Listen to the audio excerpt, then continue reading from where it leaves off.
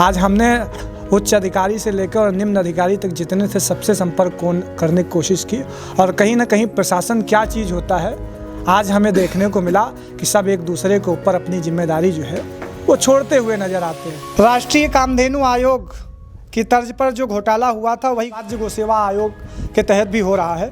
पिछले हफ्ते की शुरुआत में उत्तराखंड हाईकोर्ट ने उत्तराखंड सरकार को तगड़ा झटका देते हुए उत्तराखंड के मुख्यमंत्री त्रिवेंद्र सिंह रावत पर सीबीआई को एफआईआर दर्ज करने के निर्देश दिए थे। जिस पत्रकार ने उनकी रिश्वतखोरी का मामला उजागर किया था उसके खिलाफ भी दर्ज आपराधिक मुकदमों को कोर्ट ने निरस्त करने का जो है आदेश दिया था। दरअसल में मूल रूप से यह मामला उत्तराखंड से ही जुड़ा हुआ था।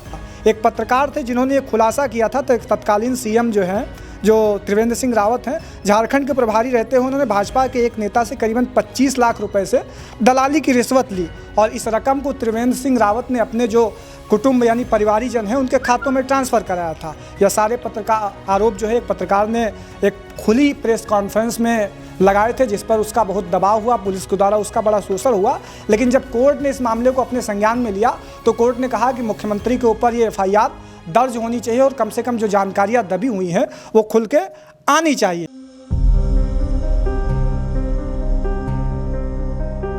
जब हम यहाँ पर पहुँचे तो हमारे मन में सबसे पहला सवाल यही आया कि गौशालाओं में तड़प तड़प कर मरने से अच्छा गाय बूचड़खाने में चली जाती और एक बार में कटकर मर जाती। आपकी रिपोर्ट को दर्ज कर दिया गया सर, हम यहाँ से सहायता भेज रहे हैं। बाकी सर हम आपकी कॉल को अपने सूचना अधिकारी के पास में ट्रांसफर कर रहे हैं। लखनऊ जिले में, राजधानी लखनऊ में वहाँ की एक गौशाला में खड़े हैं और मेरे ठीक पीछे 112 की 4 टीमें खड़ी हुई। पीछे 1 घंटा हो गया इनको आए हुए। शासन को कोई रिपोर्ट लगाई आपने? रिपोर्ट मैडम लगाती हैं जो इंचार्ज। हम आगे भी आपको तमाम सारी चीज़ों से रूबरू कराते रहेंगे और आप लगातार हमारे साथ बने रहिए। तब तक के लिए धन्यवाद।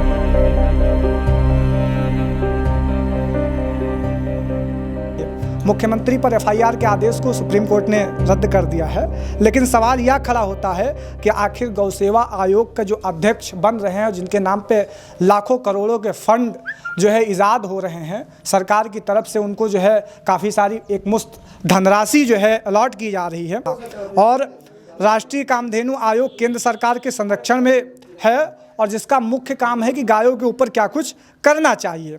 आज सबसे बड़ी दुर्दशा की बात है कि उत्तर प्रदेश में गायों की ये स्थिति है जहां पर गायों के नाम पर सिर्फ लोगों की लिंचिंग कर दी जाती है। आप भी देख रहे हैं अधिकारियों के सिग्नेचर के ऊपर सारी बात निर्भर करती है। हाँ, केवल सिग्नेचर। अगर एक साइन करना है उनको, एक साइन के लिए साले 3 दिन दौड़ाए रहेंगे। एक साइन। अरे साहब सही बता रहे हैं, बिल्कुल क्लियर है, हकीकत है। हमारे साथ ग्राम पंचायत फर्रुखाबाद सैदापुर के जो है प्रधान मौजूद हैं जिनसे हम बात करेंगे इस गौशाला के विषय में कि क्या कुछ इसकी देखरेख है, कौन कितना जिम्मेदार है और कितना लापरवाह है। प्रधान जी हमको सारी बातें बताएंगे। अंतिम समय में एक पुलिस ही ऐसी होती है जो आपको साथ दे रही होती है। पीआरवी पिछले 2 घंटे से हमारे साथ बनी हुई है और आज एक गाय जो है, अब मुझे नहीं मालूम कितने दिन से वो मरने के लिए मजबूर है, लेकिन मैं जब आया तो देख रहा हूँ 3 घंटे से उसकी मदद के लिए कोई भी उपलब्ध नहीं हुआ।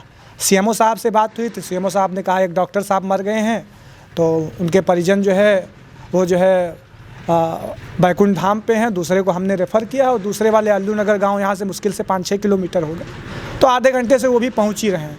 फिलहाल प्रधान जी से जान लेते हैं कि कब से ये जानवर बीमार है, कितने जानवर इस संख्या में। प्रधान जी क्या नाम है आपका? माता प्रसाद। माता प्रसाद जी, कितने जानवर होंगे इस गौशाला में लगभग? कोई रजिस्टर तो होगा जिसके ऊपर मेंटेन हो? रजिस्टर आ रहा है, अभी दिखा रहे हैं रजिस्टर, क्यों परेशान हो? रजिस्टर आ रहा है जी, अभी आ रहा है, अभी देख लीजिए कितने हैं। जानवर पिछला मैं आया था गाय बिल्कुल मर रही, शायद अब मर भी गई हो, तो मुझे विश्वास हो रहा है चूँकि लग रहा है हमें। कब से बीमार है आप देखने आए यहाँ पर?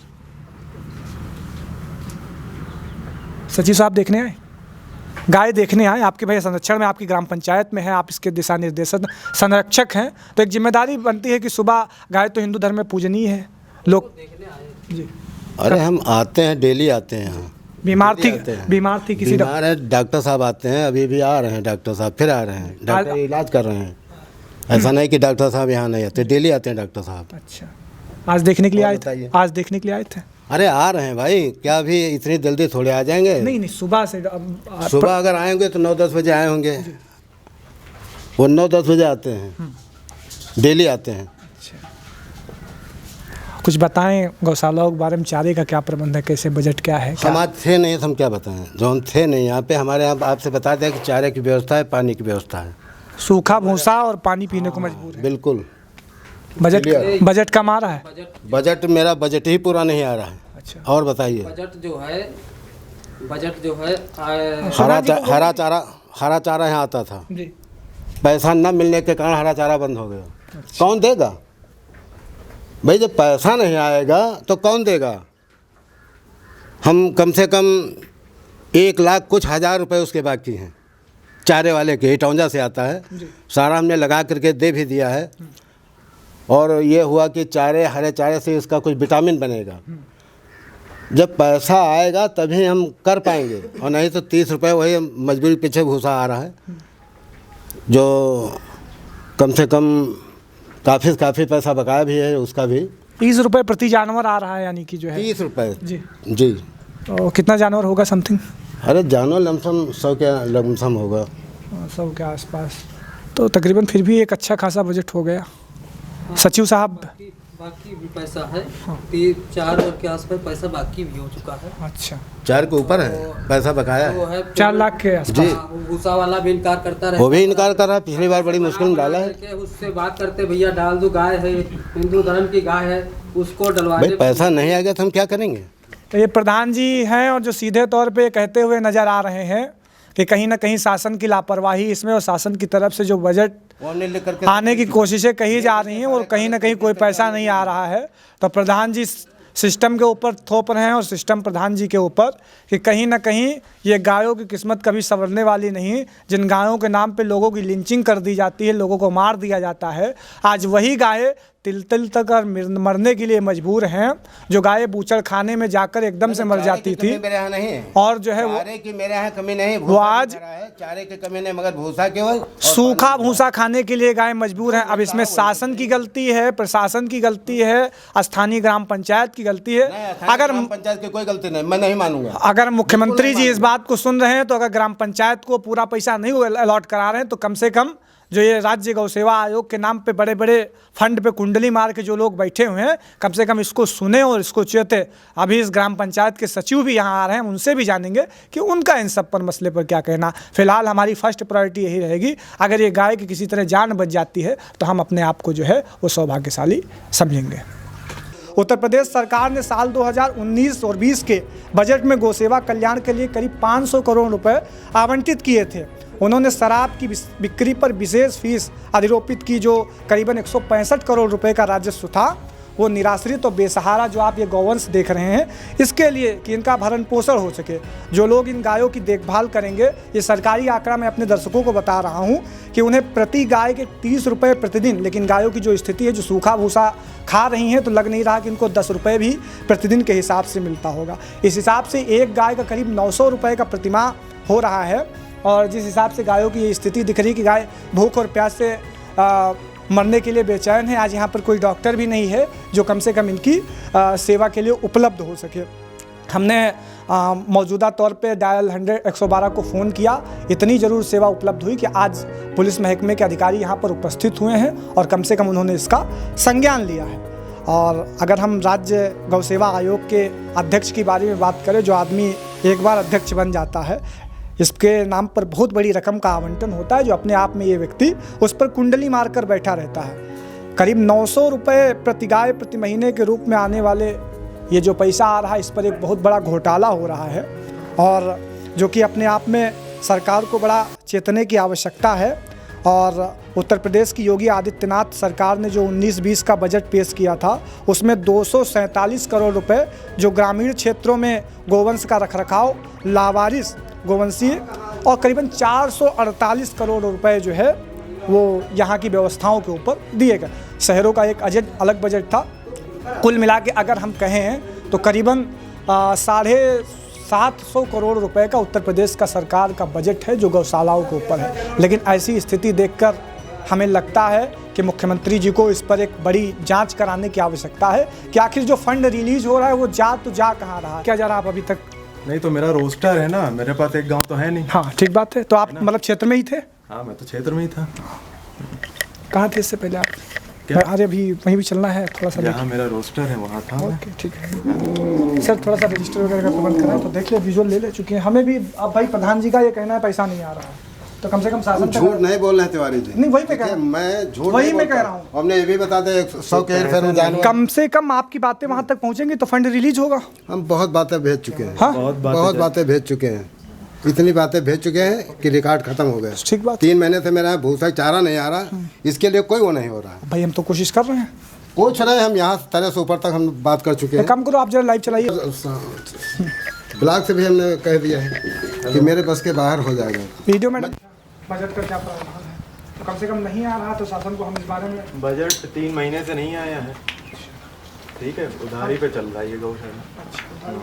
तो जानवरों की संख्या रजिस्टर वगैरह इसमें जरा विजुअल उतारो भी। रजिस्टर्ड 102 है।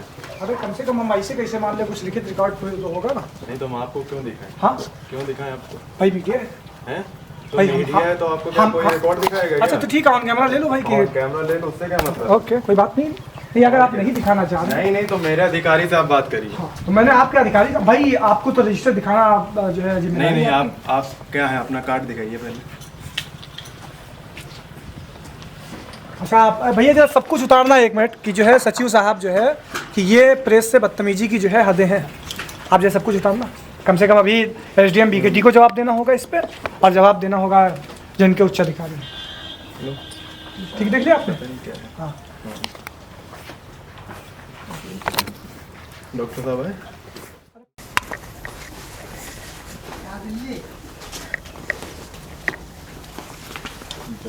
हाँ बाइट तो कर दीजिए, करते जाइए। हम भी चल देंगे, बताए हम भी। हाँ लाइव कीजिए जरा। ये गौशाला में मौजूद हैं हम लोग, और इस समय यहाँ के जो स्थानीय सचिव हैं, वीडियो मैडम से बात होने के पश्चात में हमने कहा कि आप हमें रजिस्टर दिखाइए कि गौशाला में मौजूद कितने जानवर हैं, लेकिन सचिव साहब ने बताने की जहमत नहीं उठाई। एक तो 2 घंटे बाद मौका वारदात पे पहुंचते हैं आप, और उसके बाद बैग टांग के सीधे चल देते हैं और कहते हैं हमारी कतई जिम्मेदारी नहीं।